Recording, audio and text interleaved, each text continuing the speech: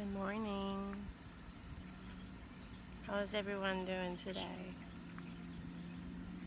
I am here, the most beautiful place called Cedar Key.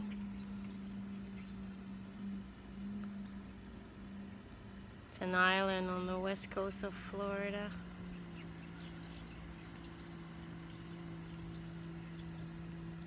It's early in the morning. You can hear a boat in the back. Fishermen are getting out and the birds are chirping, and I'm just relaxing, and I'm reading this amazing book. And a lot of you know Marianne Williamson. It's probably upside down as you see it, but I'll write the title down in the menu later.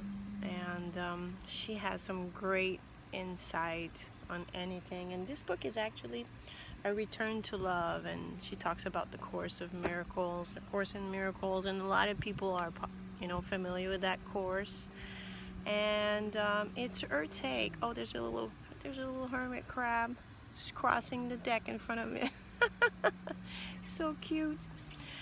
And she's talking about love. The chapter I'm reading right now is about love and relationships, and it just made me think a lot about my lover, my relationship, which has been going on for 28 years, and 21 of those years on board a boat, a 41-foot boat, which is not a lot of space. So we've had our challenges. We've had a lot of challenges, and a lot of people ask us all the time, how do you do it? You guys seem so in love, and she seems so happy. And yes, we are in love, and yes, we have our happy moments, but we have a lot of sad, crushing, challenging moments too, like everybody else. Like 21 years doesn't come poof like magic. You got to work at it. You have to open your heart. You have to grow. You have to look at yourself. You have to allow the other person to go through his own growing process. And the book really made me think a lot about growth and all that, and our expectation on how our lover's supposed to act, and what we expect out of people. And expectation are the number one things that's going to bring disappointment in your life. And you expect to meet the perfect man, you expect him to be manly or perfect all the time, and nobody's perfect all the time. Nobody's sexy all the time. Nobody's at its best all the time.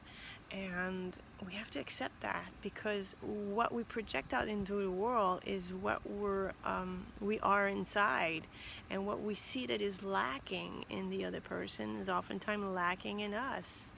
And the perfect relationship is not the relationship where all is perfect all the time. The person is always loving. He always picks up after himself.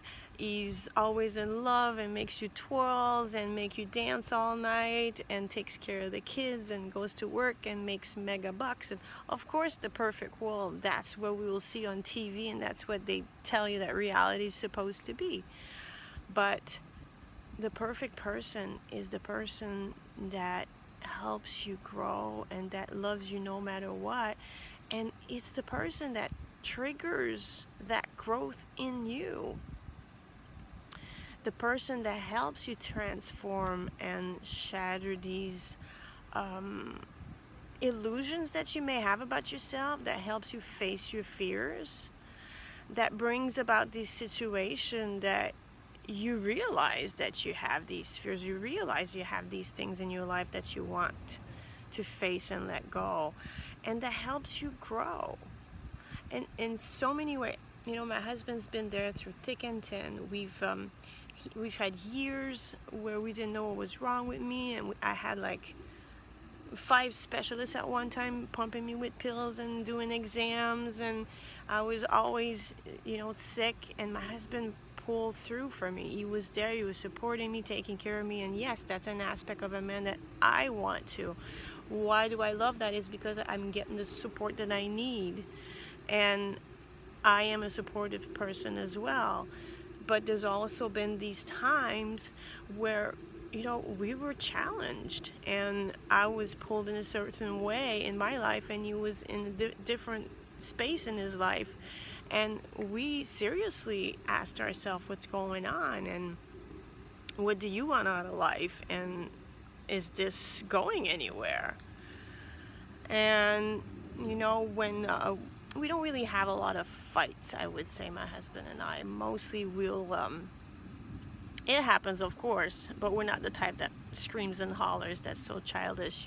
If I'm the type of person that if you can't say anything nice, walk away, go get your piece on, and come back when you can discuss things like a grown-up, because there's no reason ever to scream harsh words at someone that you love, because you can't take back what comes out in a moment of anger. And what comes out in a moment of anger is our hurt, our own hurt. And where does our hurt come from?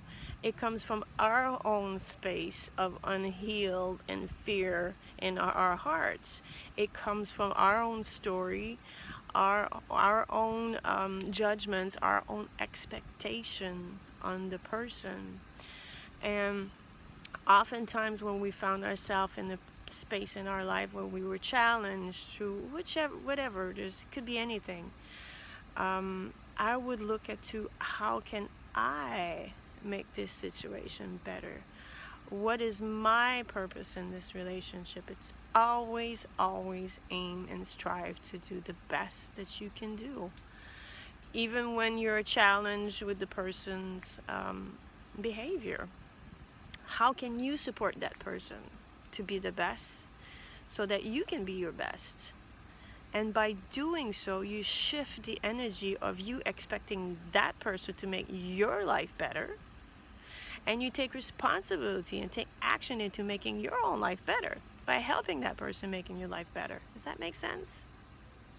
It's not about what the other person does. It's about what you do in the relationship to make it better. It's about how you support your lover into helping you have the best life that you strive for. And that is a space that is just absolutely lovely, because there's a surrender into this. There's an absolute letting go of expectation, a surrendering. And what happens when we surrender? We feel lighter, we feel happier, we feel joy. It's let go and let God, or with Goddess or Gaia, the universe, or whomever you believe into, in source. I truly believe that every situation has been placed here for my personal growth. Every situation has been here. There's a lesson in everything, and I've been paying attention. And every challenges in my life has brought me tremendous growth. And the number one person that's helped me through this is my husband, and the number one person that's brought challenges in my life is my husband too. And we are in a beautiful place right now in our lives, and we are extremely in love, extremely happy. And the last year was challenging. We were in a cycle 9. I don't know if anybody of you is into numerology, but I'm into a cycle 9 year. My husband's at the end of a cycle 9 year, and so is the planet. So that's based on Kundalini Yoga and numerology. And just finding that out somehow really helps, because knowing where you stand personally, knowing where your partner stands, helps you to understand sometimes their reaction, your reaction, and what's going on in life. Because a lot of things are larger than you are, larger than your small perspective, and you have to stop thinking of just me. Of course, it's important that you're happy and that you're safe, of course, most of all, and that you're loved and you feel supportive.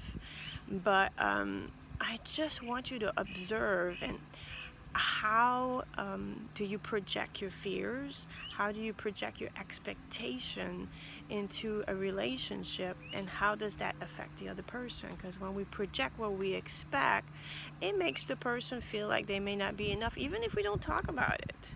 They feel that energy. They feel that they're not up to par in doing some things. And when we release and let go and we surrender and we just love, it elevates the situation. It brings love, it brings release, and all of a sudden, most of the time what happens is the other person comes into balance in where you're at naturally, because you've released and you've let go and you've shifted the energy, you've shifted your perception and your expectation, and the energy of love will bring up, leveled the other person to where you're at, to what is needed, because your lesson has been learned, and the lesson is always love, and love is release, it's letting go, it's surrendering, it's trusting, it's all these, it's freedom, it's light, it's happy, it's expansion.